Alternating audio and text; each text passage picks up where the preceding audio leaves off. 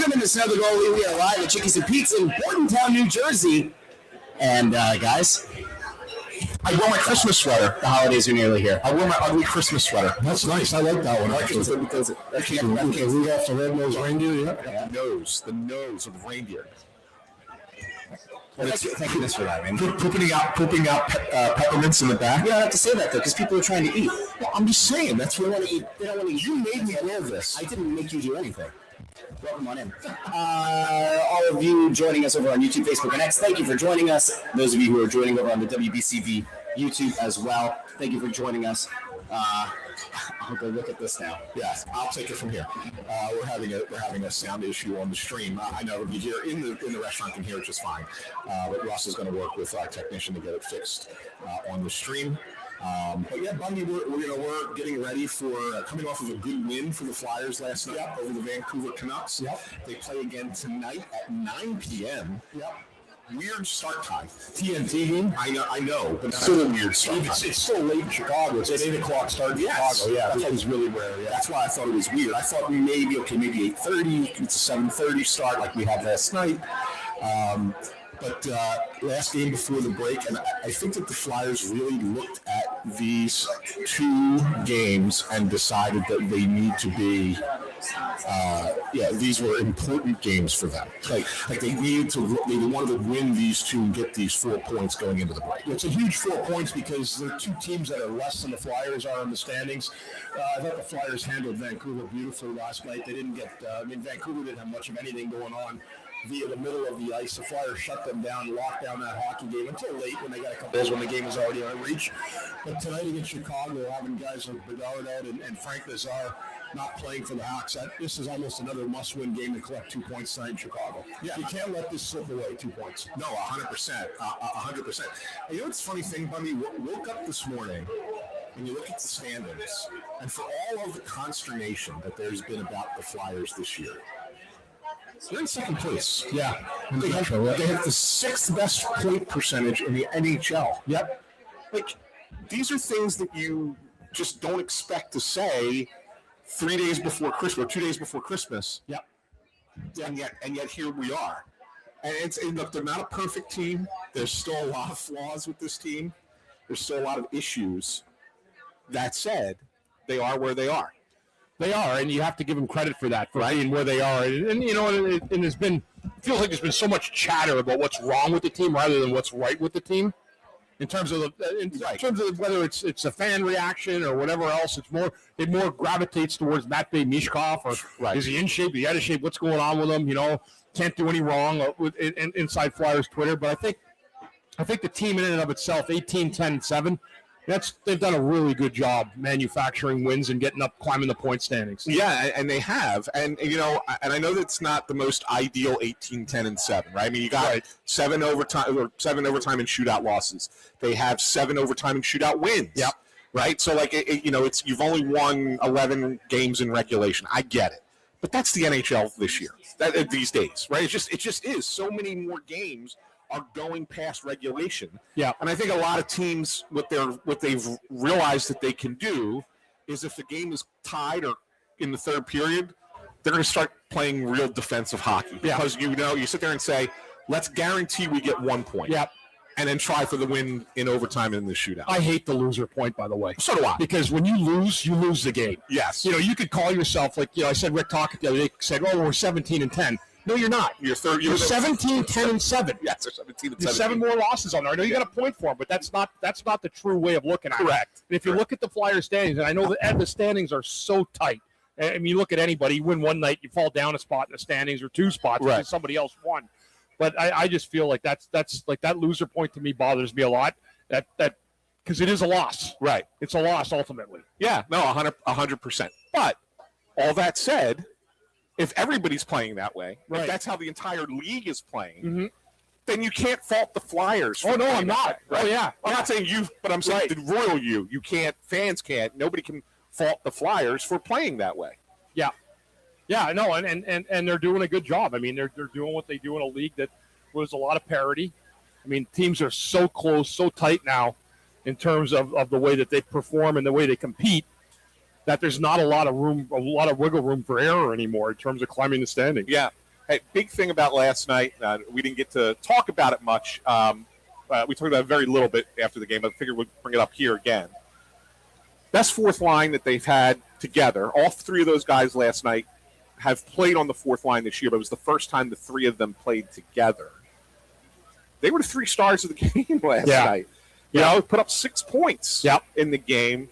You're not expecting that, on a regular basis, but to get contributions. I mean, it's one thing for the fourth line to play. It's another thing for the fourth line to contribute. And to get contributions from all three guys in the same game, that's a big part of being a successful hockey team. Yeah, and you can't expect it every night, but there's nights when the fourth line has a great game that you're like, wow, this is great. Like, you weren't expecting it, right? It was 2-0 Flyers, and not one of the top two lines have done any damage except for the fourth line. Yeah. So it got to the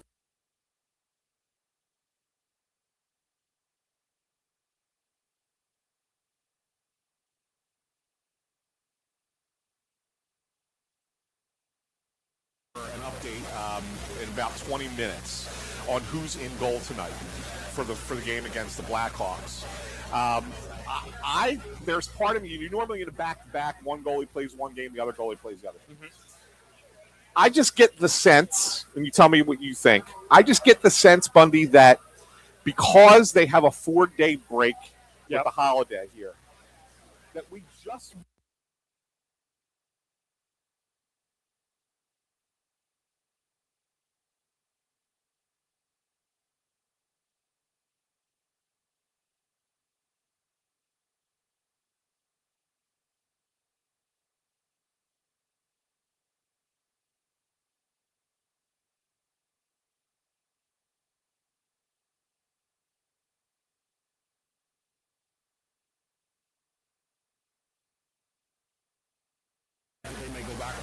Yeah, I do, and I think because, like I said, I think that they've looked at these two games as really important games for them, and so because of that, they're probably going to want their number one guy going both of them. That's just, maybe I'm wrong. Maybe in 20 minutes I get a text from the Tocchet pregame media availability, and it says, no, Sam Erson's in goal, and then we have a different conversation. Right. But my spidey sense is kind of telling me that's what we're looking at. Yeah, I agree. I would do that. I would go back with Bedard if I was a coach. Yeah, I would too. Another guy that's been really good, and we're going to talk about him probably a little bit more later when we go to our player of the week once Russ gets back from trying to figure out the audio issues that we're having, is Trevor Zegras. Yeah, 8-game point streak. Yep. Right? I mean, he just keeps putting points. Yeah, and it's not like he's incredibly thing, but when I look at these 8 games, he was flashier earlier in the season than he's been in these 8 games. Now he's playing a little bit different type of game. He's still doing what he does, but it's not as one.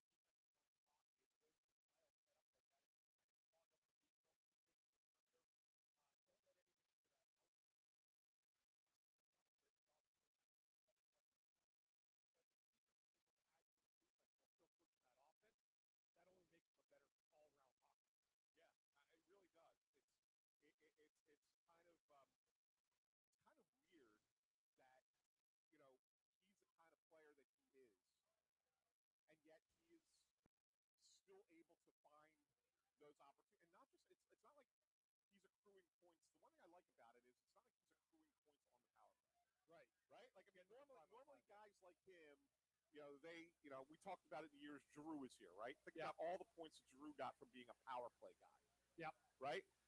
Trevor Zegras isn't getting those big power plays. He's got some power play points. Right. But most of his stuff is coming at even strength. Yep. That says a lot about the forecheck and how it's working.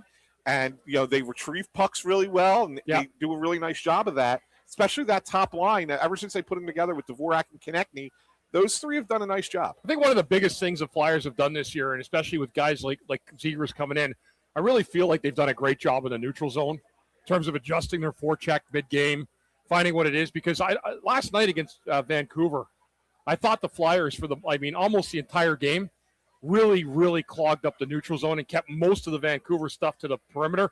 The defense had great gaps, and Vancouver just couldn't get in the zone to create anything. And that's a lot, I think, a lot to do with the neutral zone forecheck that they put out. Let me ask you this question from a strategic and statistical kind of look at this team. They've done a nice job with that all year, right? I mean, that's kind of been their mantra.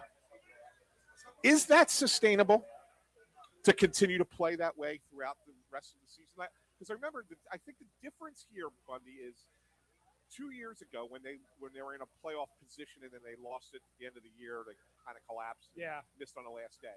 The thing that we kept saying all year that wasn't sustainable was they're blocking so many shots, they're throwing themselves in front of pucks. That can't be sustainable because the body's just not going to let it be sustainable, right? Right. This is different. They're not doing that, and yet they're still playing defensive first hockey. So the question is, can this style be sustainable throughout the rest of the season? Yeah, and that's a matter of them sticking to the system and doing exactly what the coach has given them for a pre-scout every single game. Right. Is it sustainable? They play a lot of low event hockey games, right? Yeah. And I've always been a believer that low event hockey, it works for a short period of time, but it kind of shows its warts over the long term. Yeah. And so I think that's what they're trying to avoid, is to avoid falling into that trap again, like they did a couple of years ago. Right. Where things kind of just spiraled out of control on them, and they didn't have the system to rely on it. Right. Yeah. Well, I would venture to say you would be better off. You could better play low event hockey if your power play was even smoking hot, even mediocre, right? Right. Like, I mean, for this team, considering they're bottom of the league, right? Yeah. Like, even if they were middle of the pack, say like 15th, 16th in the league, right there, smack in the middle, I think that would make a world of difference. Yeah. Right? Because you get that extra one goal every couple games that it's like, okay.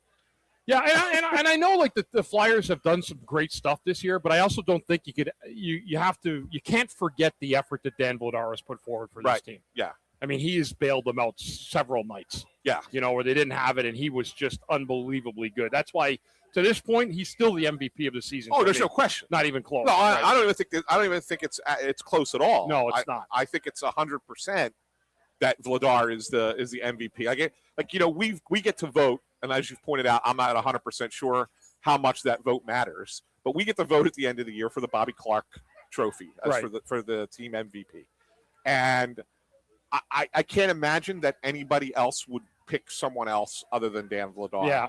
At this point, like if we voted today, I can't imagine anybody else would vote somebody besides Vladar.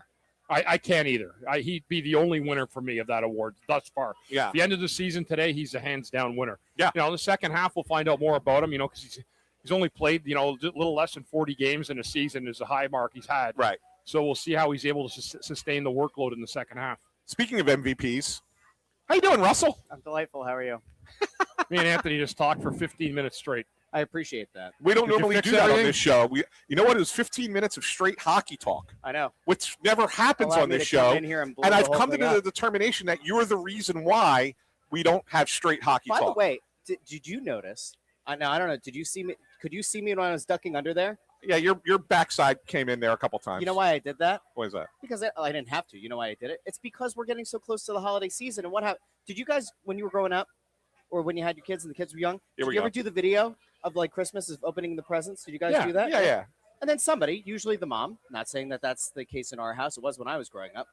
The mom always bends down, tries to pick up the wrapping paper. And then you end up having your mom's keister on the video. Yes. When you're trying to see yourself open up, a nice present on Christmas morning. So that was, what my favorite thing about that used to be is whenever, because there were so many kids, like all the cousins and everybody would gather around to open up all the presents, and everybody would want to open it simultaneously.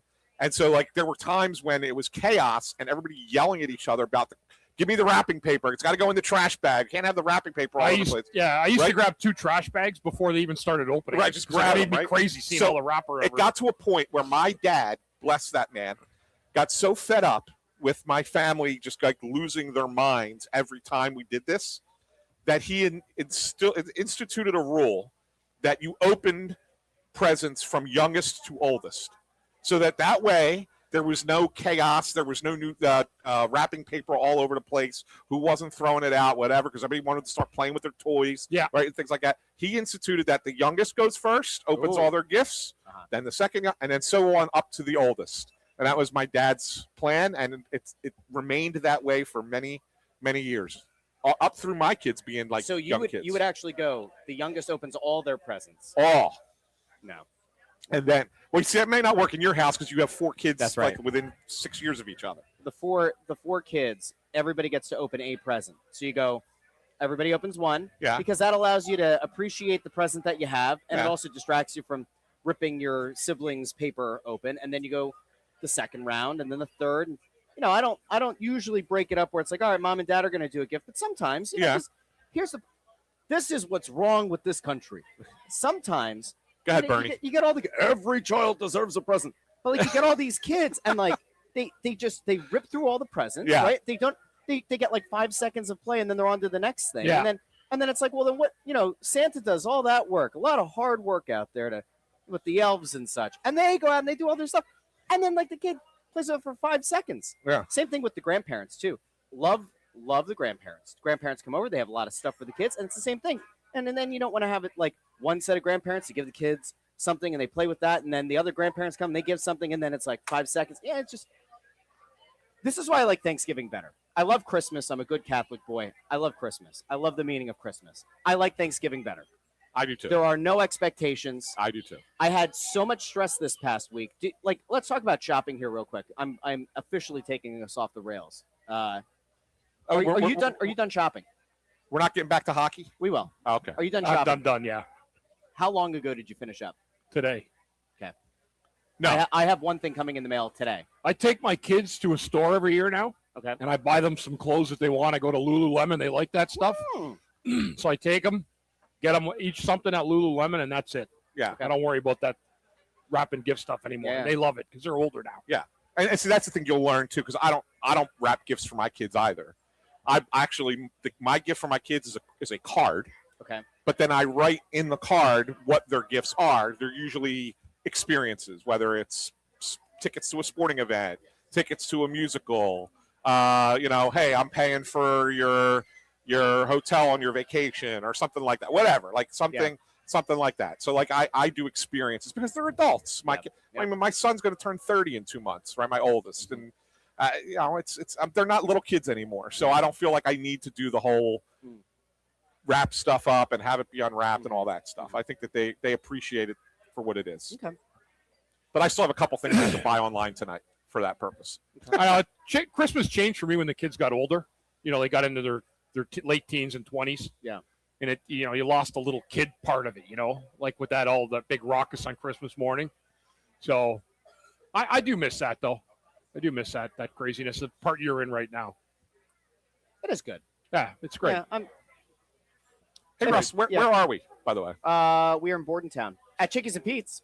And I'll tell you what, we had some great food before we went live. What did we have today, Russell? Well, Bundy, of course, had the Bundy, which is a bowl of clam chowder, 12 cold shrimp, which I learned is actually 2 orders of their shrimp. Yeah. They don't sell them in 12s. So he gets two sets of the shrimp and a pizza. The traditional. The Traditional pizza, yep. I rock and rolled with Bundy tonight. I went with the 12 cold shrimp and a grilled chicken sandwich. You like those, don't you? They're great. Yeah. Yeah. And for the second week in a row, you went fish tacos. And how does that make you feel on the inside? Good. They're great. That's good. That might be my new go-to here. I've bounced around. I've done the barbecue burger. I've done the crab cake sandwich, which is great. But I went with the fish tacos now 2 weeks in a row. I highly, highly recommend those fish tacos. Chickies and Pete's has 17 locations. That's a lot. Yes. We're here in Bordentown tonight. We will be in Parks Casino next Tuesday night. If you want to come out to our show next Tuesday and see us at Parks Casino, 6 p.m. next Tuesday. And when you're at the Flyers game, there are 2 Chickies and Pete's locations. Be sure to check them out either in the East Food Hall or at the southeast entrance in front of Section 103, which I said wrong last week when I arbitrarily spit out No, you didn't have the read in front of you. Yeah, I didn't. And then you tried to wing it. I tried to wing it, and I got it wrong. Yeah. So it's section 103 is where it's at. Okay. So Well, it's good to know. yeah, it's good to know. Yeah. Good to know. So yeah. Although, I mean, maybe people are going to go down and they're going to go see whatever's going on in the Xfinity Mobile Arena. There was Disney on Ice. Peanuts. Well, it was like Peanuts thing, right? Aren't they doing? Was it Charlie Brown? Isn't that what they were showing in the arena last night? Yeah, That was last night. No, I thought are they not doing like a spectacular thing? It's not like a Disney on Ice equivalent. Disney thing? on Ice is coming now. Oh, so that's why it's not everybody's the- on the road. The Flyers on the road to 6. No, I know, but I thought that like the way that they were advertising Peanuts was it Peanuts night? It was, and they were giving out the Snoopy bobblehead, and we did not get any. I highlighted the fact that they were doing the Snoopy. I'm disappointed in the Flyers. You just realized this now I did. that it was a Peanuts themed night last Well, I night. thought that they were like everything on the screen and the I big just board thought was a I Pe- thought it was was Peanuts akin to themed. like how they do the thing where it's like with the Philadelphia Orchestra and like they play. That's they why play the along game with was the movie. delayed last night to 7:45 puck drop because of the Peanuts Christmas Spectacular. Yeah. That's why last night's game puck drop was 7:45. Oh, okay. Way to be That was an Amazon thing. I don't know. way to be aware of things, Russell. Nah, just living my best life, hanging out, talking some puck Yeah. down in the Xfinity. Apparently, Mobile and Arena. Amadeo just said it that the bobblehead was for very specific ticket packages. That's It wasn't lame. for everybody. Can I say that's lame? I say it. That's we lame. still should have gotten it. The Flyers can call me and they can complain. That's Flyers lame. people, we still should have Do gotten better. a bobblehead. You know Like, what? People You wanted know the what bobblehead. though? I will say. So there were almost 20,000 people in the arena last night. You covered this. 19,994, right? Something Yeah. like that. Yeah. That, at that point, 96. go find 6 people walking on the sidewalk. Yeah. Get to 20K, right? Yeah. But they had those people in the building. Did you see what the Ducks were giving out? They were giving out the duck cracker. Yeah, It was the Anaheim Duck as a nutcracker. as a nutcracker. But they were only giving it out to the first 10,000 people.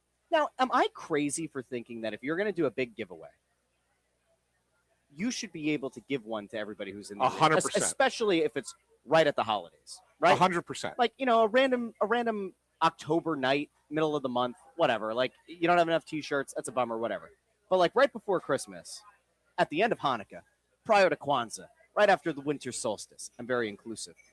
If you're going to be giving away a nutcracker, everybody should get Everybody one. should get one. Am I crazy? No, Okay. not crazy. By the way, did you see what the Los Angeles Kings did? No. They had a pregame skate. Okay. And they had all of their players come out for the pregame skate wearing the number 67. I saw that. I did see that. Yeah. I'm ready to. I don't understand the 6-7 thing. No one does. It is the first time that I can remember in a long time that a viral sensation doesn't actually have a genesis. The farthest they can trace back is a random basketball game where a kid, like a probably 12, 13-year-old kid, was doing 6-7. There's no actual genesis. No one knows. Somebody thought that it was like it started in a rap or a hip-hop song. Yeah. And I don't think that's true. Okay. And so it goes back to this kid. That's like the farthest they're able to trace it back. I think it's just proof that it was 3-Eye Atlas, the fake comet that's going around the There you Earth go. right now. Yeah. There you Definitely go. aliens. They beamed it down 6-7. Maybe there's a secret meaning to 6-7. Secret meeting. Has but any flyer I ever think worn the that number went too. 67? I think that went too far. By the way, Yeah. by the king, like even acknowledging it, the Kings making all their players wear it. I think that goes a little bit too far. You think that was too far? I know it's we've taken it too far. Yeah. All right. I'll hit you with some trivia. Yeah. Has there ever been a flyer to wear the number 6-7? And if so, who was it? There was. I don't know who it is. There was a 67. I would I say think so. preseason game maybe, but I don't This remember. would There, only count like regular season and playoffs. yeah, I don't remember a guy in a regular. Maybe there was. I don't remember a guy. Anthony, go on the record, yes or no? And who was it? I'm going to say yes, there was, but I can't think of who the name was. Anthony? I'm going to say I don't remember one. So I'm going to say no. There was never a 67 in franchise history. Really? What's this? Yannick Dupree wore 66. Normand Lacombe and Yager both wore 68. Correct. Nobody has worn the number 69 like Doug Glatt in Goon. 6-7 is the 6-7 and 69 and 63 Yeah, the 60s are are the only ones that don't yeah. have a flyer. Yeah. Yeah. So Interesting. If somebody really wanted to punk the entire Flyers fan base, they could change the. How can you change your number mid-season? yeah, but Willy-nilly? yes, you? but you couldn't do it like multiple times. You know what I'm saying? Like you can't go. All right, I'm Can you going to think change of a it. time that a guy has changed his number Well, usually, like if you trade for a guy and that No, guy. no, wants I don't mean like be a trade. I mean like being able to change your number while you remain with the same team. Well, a lot of times, like a younger player gets like the assigned training camp number. Yeah, And and then then changes it when they make the roster. Well, yeah, but sometimes though they've started the season with the training camp number, and then once they've solidified their role in season, they've changed the number. Right, Bundy? Like they changed the number at that point. Okay. Yeah, like Farabee changed his number. If you remember, he went from 49 to 86, right? That was the last one I remember of a change in season. So that was the only one By that the I way, could think of. I love this. Brian Paul over on Facebook says it's everyone talking about the last time the Maple Leafs won the cup, 6-7. 67, yeah. That's what it goes back to. There you go. That's what it traded. I knew there was a hockey connection it's to all it. the Leafs fans. Yeah, I knew there was a hockey connection to it. Talk about a mess of a team right now, the Maple Leafs. Holy smokes. Yeah. Well, you know, it is funny. We were talking about this last night on Press Row Show. The Scott Lawton trade, like to look back on that now, you got Gurbenkin and you got a pick. Oh, it's crazy, dude. They And- gave away that. And listen, we all liked Scott Lawton. On a on a human level, seemed like a really good dude. Yeah. You would hear people say that he was an ultimate glue guy, a really positive dude. We know that he worked with a bunch of different groups in the city, in the general area. And so, like as an ambassador for the Flyers, a really good player, but he was a bottom six forward. They got a first-round pick and Gurbenkin.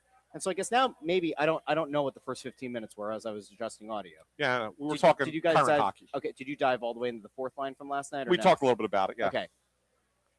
Coming out of last night, if you had to make a projection, which guy ultimately gets off that fourth line? Like if one guy from that line were to like solidify on like say the third line, would it be Gurbenkin or would it be Grundstrom? Gurbenkin. He's younger with more upside.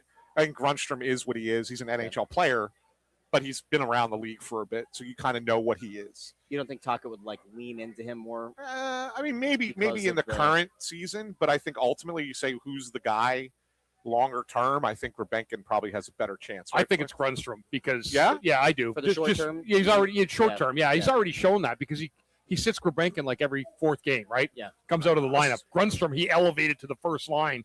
Or with the Couturier and Tippett for that small sample size last week. Yeah, if you're saying just for this season, then yes, it's Grundstrom. But when the way you asked the question, I thought you were saying ultimately. No, I just mean like this season. Like then Bundy's right. Then Bundy's right. Solidify in that then Bundy's right. It's you're right though, a lot. But you've talked about GMs that set themselves behind the eight ball. The guy in Toronto, I mean, giving away a first round pick and a player of Gurbenkin's ability for Lawton it's fireable. It's crazy. It's a fireable offense. It's crazy. By the way, Guido Valenti points out Noah Cates switched from 49 to 27. That is correct. Point. Yeah, good point. That's a good one. Yeah, that's a good one. Hey, what was Frost's number change? He ended at 48, right? But he started at. Did he have a number? He might have had like a training camp number, but I think he was always 48 once he became a regular on the team. He may have had a training camp, like a 62 kind of training camp number, whatever. I think we got to do I think we know where we're going with this, but we have to do our payroll service solutions player of the week. Should we do a song? Do you have a song for payroll? Do you have a song for this? Do you want to do a song? No, you can't hear. Well, we won't be able to hear it through the headphones, but the people listening on the stream can. I don't hear anything in my headphones. I hear you normal. Is that supposed to be happening? Well, the headphones are out right now. Yeah, I don't hear anything. I may as well take these off. But if we're using the mic, are the mics working? The mics are working. Yeah, okay. Yeah, that's why we have to keep them on. Oh wait, hold on. I just felt the static to my ears. All right. Maybe. Anyway. Okay. So payroll service solutions player of the week. It is now that player is brought to you by Payroll Service Solutions. Call them today, 1-866-PAY-EASY. That's 1-866-PAY-EASY. As we're having an audio issue inside the building now that we're trying to resolve. Bundy, I'll throw it to you first because I know you brought it up while we were eating dinner. And I think we're going to be all in agreement on this, but since it was your call during dinner, I'll let you tell us who your payroll service solutions player of the week is. Yeah, there was a few guys there. Now I hear my headset now, so that's good. There's a couple guys you could have gone with. I mean, you could have easily made a case for Denver Barkey for the great game he had in his opener at the New York Rangers, but he didn't play in the game prior to that, which was part of the new week. So I eliminated him from consideration just because of that. But because he's on an 8-game point streak and he's piling up the points at even strength too and done a great job. I'm going to go back with Trevor Zegras as a payroll solutions player of the week. That's at least on my side of it anyway. Yeah, I mean, and like we were saying, Russ, and I don't know if you're in agreement that Zegras would be the pick, but we were saying it's not been a flashy 8-game point streak, or not, was it 8 or 9? 8-game point streak, going for 9 tonight. It hasn't been a flashy 8-game point streak, but yet he's continuing to do it, and he's doing it while the Flyers are playing a consistent defensive style, which is, you wouldn't think that it would be the way that the Flyers play would be conducive to that. Yet this team has been putting up a lot of shots lately. They've been scoring some more goals lately.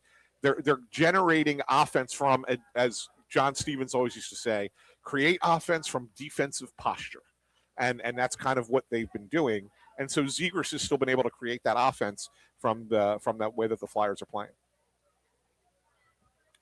Yeah, fine. I'll give you unanimous. It's the holidays.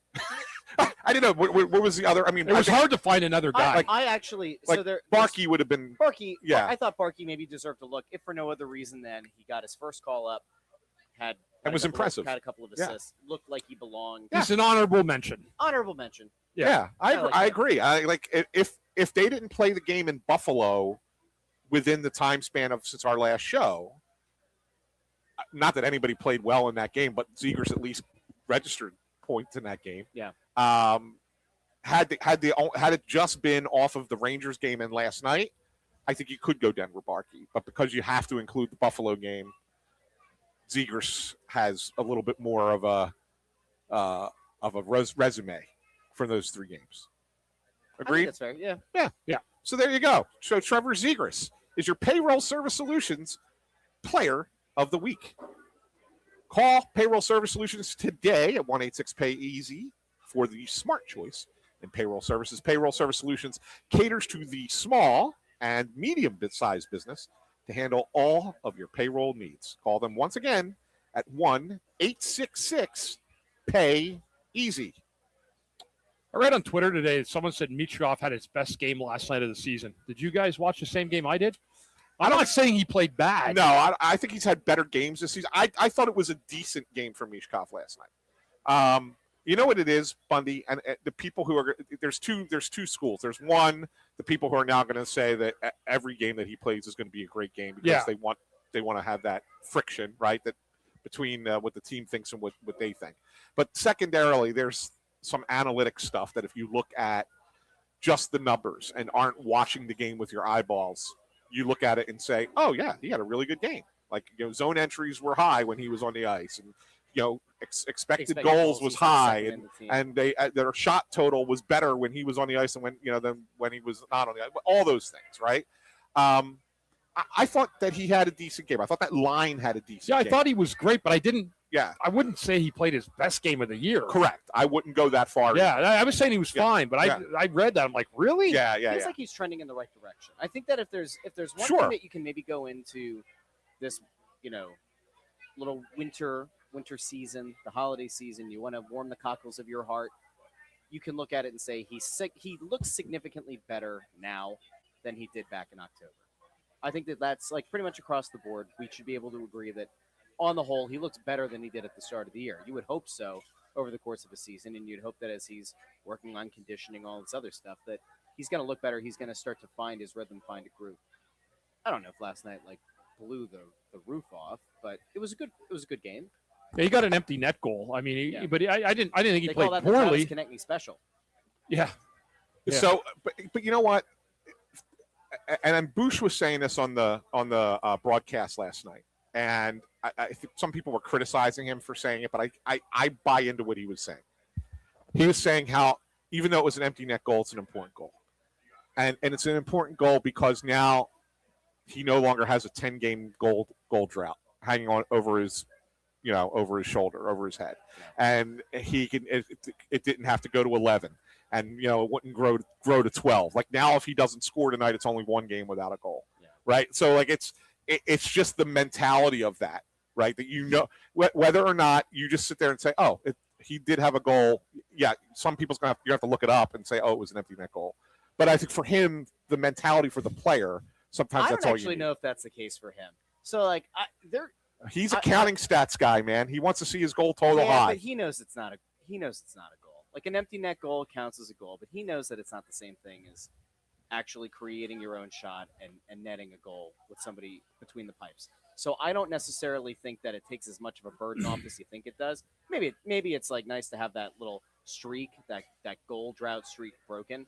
But I think for him, like it's still, I need to find that goal scoring touch. I still have to be able to execute at a higher level. Yeah. Which I think is a good thing. Like when you talk about like the work ethic, whatever happened in the off season, the preseason, all of that, the one thing that I kind of hang on to is, if you try to look at it glass half full, is to this point in his career, and even going back to the KHL and to what the vets over there said about him, he is driven to be great. Like the idea is there, the mentality is there.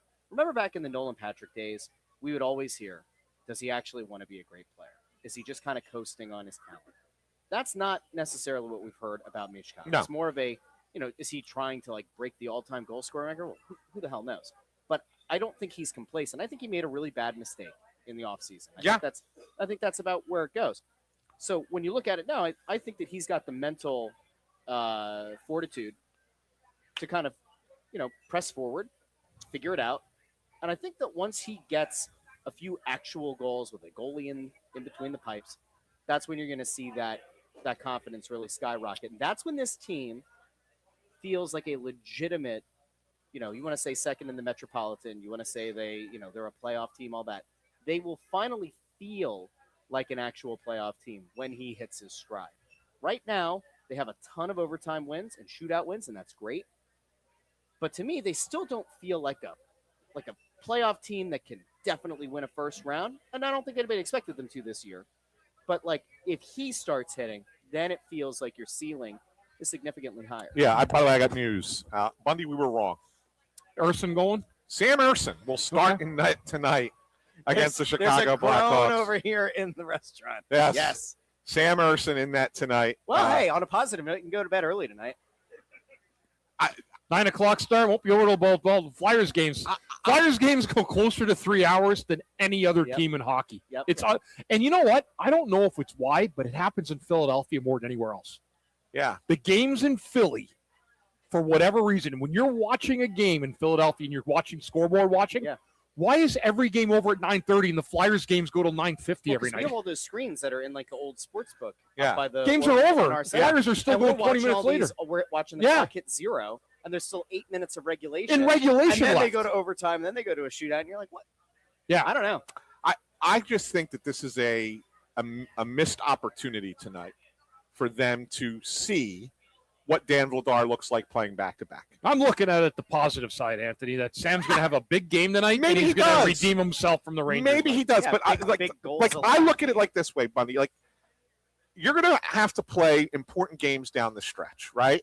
And you're going to want your number one guy to play a bulk of those big games. You may have to play back-to-back nights later this season because he's the better option of the two, right? I'm not to say the backup goalie's not going to play at all, but there's going to be times where you're going to spread it out a little bit more. Why wait till then to find out if he can go back-to-back? Do it now. Is it because they're worried about whatever injury he just had? No, I don't think so. Okay. Because I mean that would be your initial thought. Maybe that's you're giving them their excuse, but no. But I'm just throwing out there. Yes, we try to be fair and balanced here. He was just coming off of being day to day. He managed to come back, and now we don't know what it was. Did he have Did he have a little irritation in the gut? Did he have a migraine? Did he have his shoulder pop out? No one knows because hockey. We don't talk about what the injuries are because it's stupid and archaic. But here's the bigger issue. We can all agree that Dan Vladar is clearly the number one, right? Yes. Yes. Without a doubt. Yes. So now you're going to go 6 days between starts. He started on Monday, and he presumably will not start again until Sunday against Seattle. Is it Sunday or Saturday? Sunday. Sunday? I'm looking at it. Okay. Yeah. All right. 6 days between starts. Yeah. I don't like that. For your number one, I don't like that at all. I'm just a little. Everybody's off at Christmas. Trust me, the Christmas trip. You're talking about the post. Yeah, I'm Christmas just saying trip. that it's 6 days between starts. I'd rather everybody's I'd in rather the him go same back boat to back. after Christmas. It doesn't matter. Yeah. It doesn't matter. No. Yeah. Guys have been off the ice for 3 days. You come back, it takes everybody 2 days to get back in the swing of it after Christmas. So Yeah, no, I'm just a little. I just think this was an opportunity missed. That's all. I agree. I Yeah. agree. Yeah. Yeah, I mean, really think about it. If you are a playoff team, you're not playing both goalies, right? In the playoffs, Right. You're playing one guy. Yeah. Unless you're desperate and you need to make a change for jumpstart the team, but the plan is going into your playoff, you're playing one guy. Why not find out in December if he can go back-to-back nights? Right.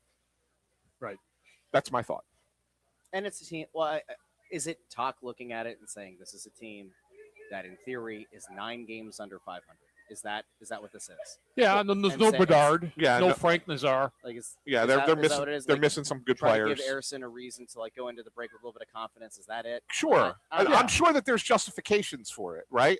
And I'm not saying this is the most egregious decision that they're going to make all year, right? It's not. It's one game in December. That said, I think there was an opportunity here. There was just an opportunity. That's all. I like this one. Paul McLaughlin over on YouTube says you have to get Sam back into his group. Paul, What with exactly with is all his- due what respect, is his group? yes, He has that a was what I group? was going to say. He Like, has a group. His goals, his save His percentage, groove is playing like 3 games and going on the injured list. his save percentage has gone down With each season. respect. Each season, it's gone down since his rookie year. It's gone down and down and down. He's like at 870 now, I think it is this year. He's out of I think there's 50 goalies in the NHL who have played at least 13 games, and he ranks 48th in save percentage. Yeah. I Yeah, mean, the numbers don't lie on that. yeah, it is what it is, He's right? bad. Like It's not good. he's not had a good season. Yeah. And I think it's like very. So this actually does bring us to a very interesting. Can I say one other thing about it You can too? say whatever you want. I don't love body language from him From after he Harrison? gives up a goal. He's very. I mean, he's obviously mad at himself, but it's very demonstrative I think he's anymore. upstaging his teammates. You mean? No. I think it's more like, oh man, I should have had that one. Oh, it's like an all shucks. Like I'm expecting this to happen all the time now. He's Swedish. All right. Well, it happens in practice too. Like I was watching the morning skate yesterday. I was down there at the arena for the morning skate, and he was giving up some goals in the morning skate, and he would still do that, throw his head back, look up to the sky, like, oh, I should have had that one. And I feel like that's becoming a thing. Mm. Like you watch him in the game when he gave up the goal to Zibanejad on Saturday, he did it too. I mean, that goal goes right through him. Yeah, that's right. right through him. That's a goal that he's got to make the You save have on. to stop that puck. Yes. Right? Yeah, Exactly. I talked to a couple, even an NHL goalie about it Yeah. at the building the other night, and he said that's an easy save. Yeah. That's an easy save. It's got to be stopped. Yeah. That's the problem though with him is that every single game there's at least one that you go. Every game. Like anybody else has to have that. He Yeah. needs to have that. Yeah. Right. That's my point. And so this actually gets us to a conversation that we've like kind of had at different points this season, but it's probably like worth long-term kind of thinking about. So he's a restricted free agent at the end of the year. Yes. They have Kolosov and Bjarnason as the tandem in Lehigh Valley. Yes. Kolosov's had some really good games. He's had a few more recently that I think haven't been ideal. Bjarnason's looked pretty good. They don't want to mess with Lehigh Valley right now. I don't blame them. I think that it's probably more likely than not that next year Kolosov is up here as the backup. Bjarnason is the starter in Lehigh Valley. Yeah. And maybe they're going to try to do that easy transition. But like if you're the Flyers and you know that you have almost no intention of re-signing Sam Harrison, like, and based on last year with all the injuries, based on this year so far, I would not re-sign Sam Harrison. There are teams that are always looking for quote unquote NHL caliber goalies. Edmonton made a really weird trade, right? Just because they were desperate. And then he got hurt right away. I know. If you're the Flyers, do you have an actual conversation as a group that says, hey, look, even if we are in playoff contention, Harrison's not getting it done for us.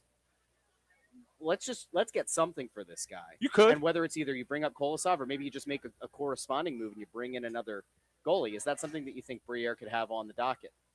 Yeah. Yeah. I don't know how you could go in if you're really trying to be a playoff team. So- I don't know how you could possibly go into a stretch with him as your backup. I keep saying this with every one of his starts, and I'm going to keep saying it until something happens. I'll get it right eventually. I'll be right eventually. And then I can sit there and say, see, I was right. Every game for him is a big game for his employment on this team.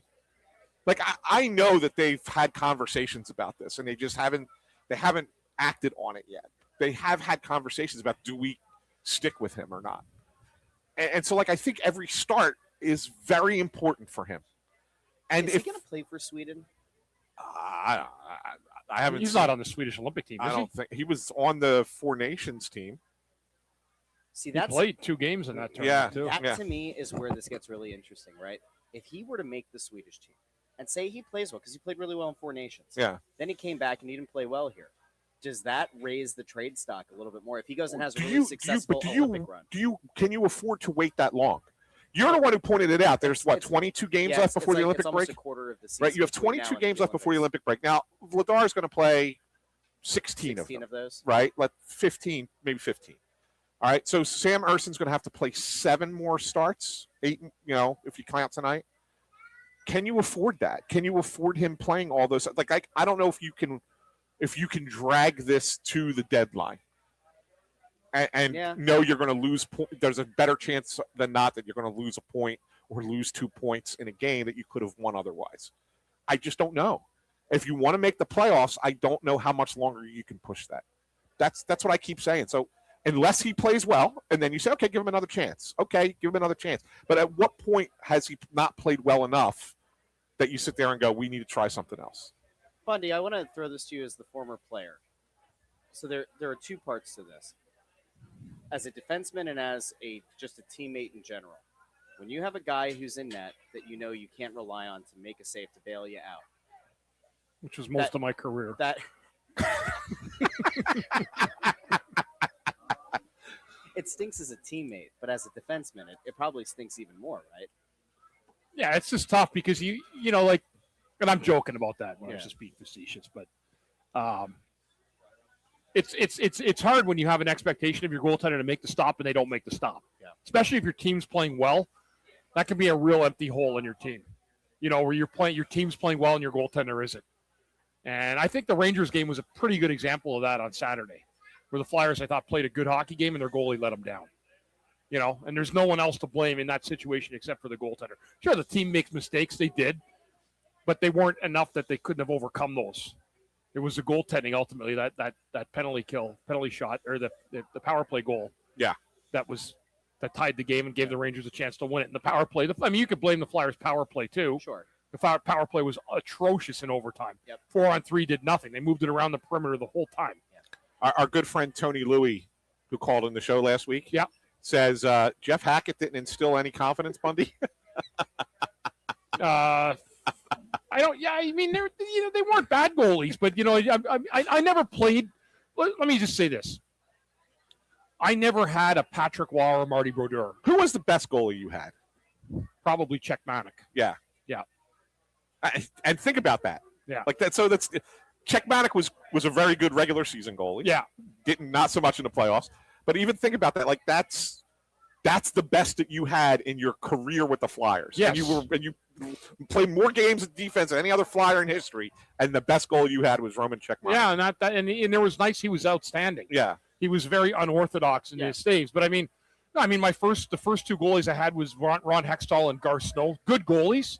Yeah. But not like the high pedestal, the top of the food chain, in terms of the goaltenders. And they'd probably say the same thing about my defense. So it's all good. Yeah. When you're in the midst of a season like this team is, where they are effectively overachieving based on what we kind of thought they would be in the preseason, the offseason, mentally, you're aware that one guy is playing really well and one guy isn't. Does it change your mentality at all as a player that yes. Okay. Yes.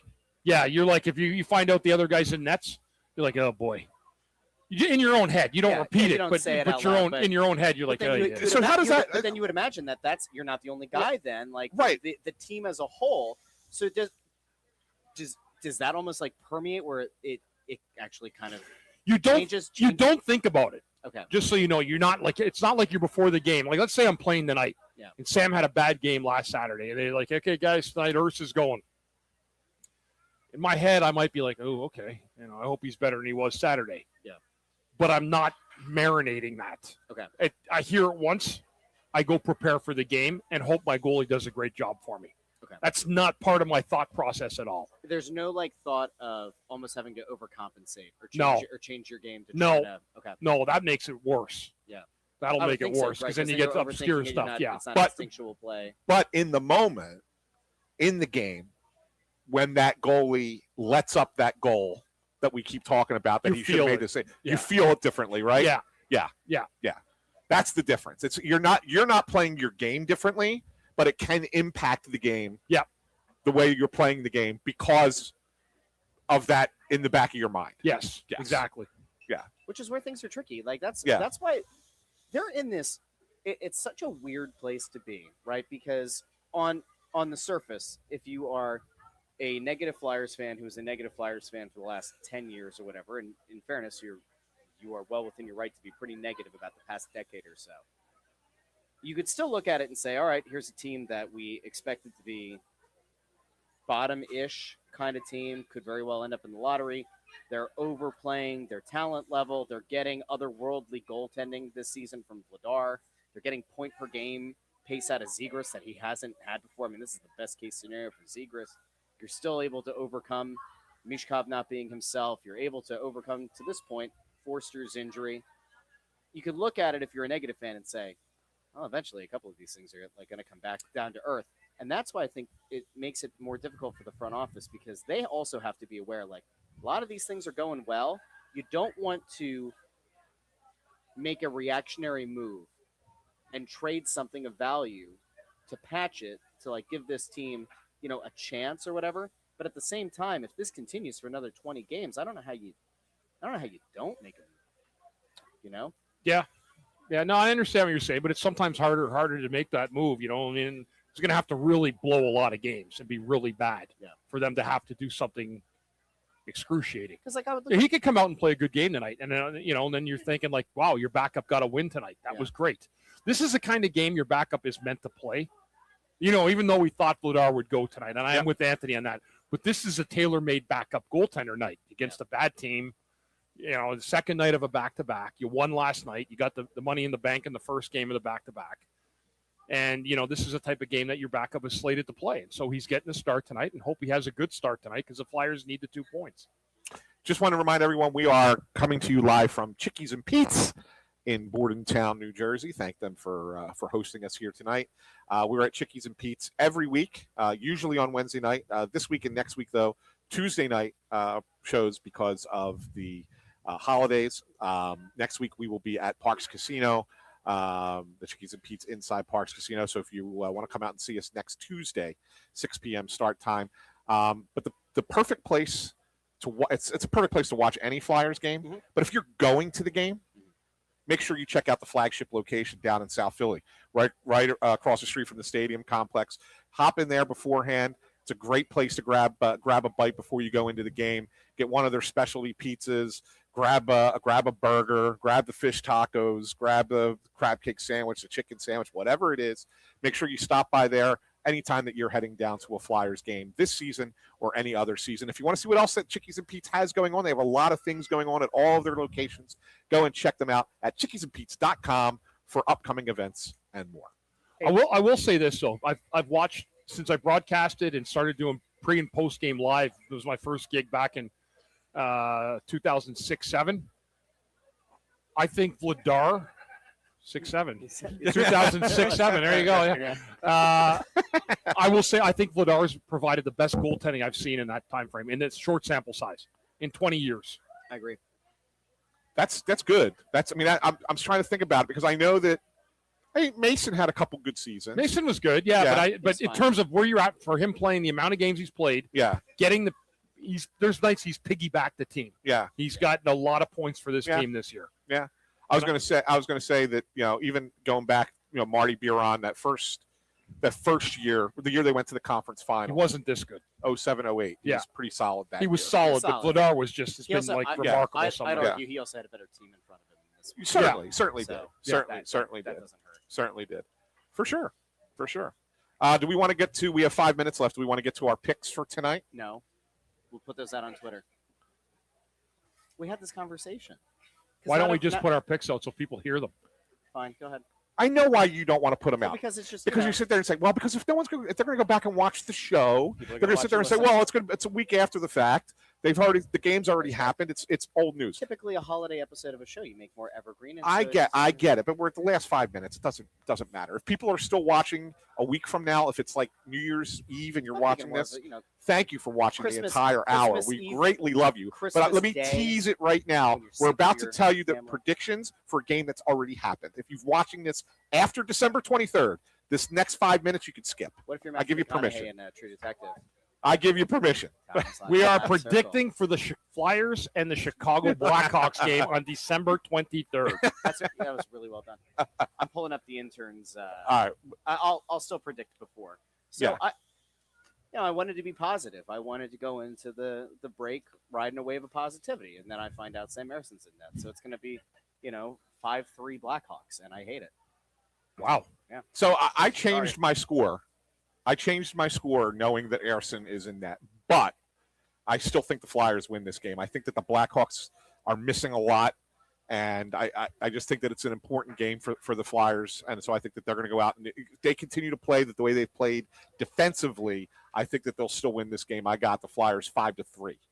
So you have the same score, different result. Different result, yeah. Yeah, and I'm even going. I'm going with Anthony on this one. I feel like the Flyers played a good game last night. Systematically, they were really, really sharp in their positioning. And if they do that again, if they duplicate that effort again tonight by playing a lesser team even than Vancouver, with the injuries that Chicago has, I think the Flyers roll again tonight.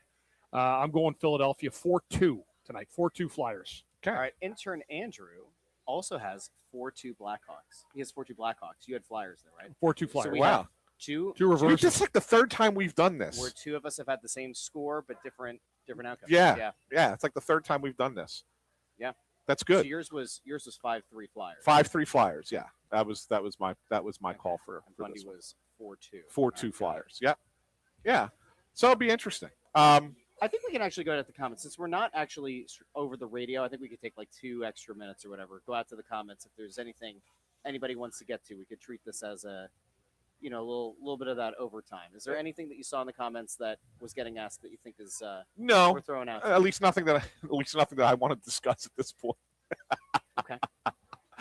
There were some comments that I was oh, you know what we didn't do? Fired up to reply to. Yeah, we didn't do Anthony versus it's Christmas. Twitter. It's Christmas. I think that's a good thing that you're not. Yeah, not do it tonight. It's Christmas. We'll do it next week. Okay. Yeah. Oh, Yerk. I see what you're saying, Yerk. It's all good.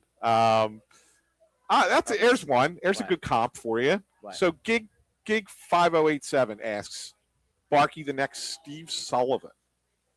No, he's better than Steve Sullivan. He does. Sullivan was a shifty guy, but shiftiness, yes. Yeah. Because I always tell you about Steve Sullivan. I had the worst time with that guy. Yeah. Because he was so damn small, it felt like he could go between my legs. Maybe Barkey could too. Yeah. Yeah. I think Barkey does something Sullivan doesn't do. He goes to the net without the puck. Yeah. Like he goes into those high traffic areas. He's fearless. Maybe someone will blow him up one day with a huge hit, and it'll put some fear in him. But I don't see any fear in Denver Barkey. I think this guy just loves the game of hockey. He plays it the right way and does a lot of great things out there. So, Bundy, I know we're not really an analytics show. Right. No, I don't like analytics. Just want to throw this out there. At just another Flyers fan who is an analytics guy said Bundy's defensive point share was excellent. So apparently your analytics were pretty damn good. Oh, really? Yeah. Going back and looking at your career. And now Bundy likes analytics. I have no idea how they'd even find that, but he's gonna frame that and put it above the mantle. If I played today and I saw this crap share. like this every night, I'd lose my mind. Seeing this, like what in it. The worst part is you can play a good game, and this tells you something different. Yeah, that's the worst. Like if you're hanging your hat just on analytics for the sport of hockey and just analytics, you're a clown. Yeah, you're a complete fraud and a clown. So there you go. You asked me to go to the comments, and got him fired up. 2 nights in a row, he wraps up the show brilliantly. If anyone missed it, by the way, go back, and I think that they think Amadeo put it out on YouTube. The end of the show from last night. Oh, about the at the end of the press row show. Intern Andrew about Bundy shaving intern Andrew's head. Oh yeah, it's out there. It was one of the. It's a top 5 end of a show that we've ever had. At top 5. It was a great day. That was so Great good. time. So good. So be sure to check that one out. All right, guys. So Christmas this week. Yes. Plans? You guys doing anything fun?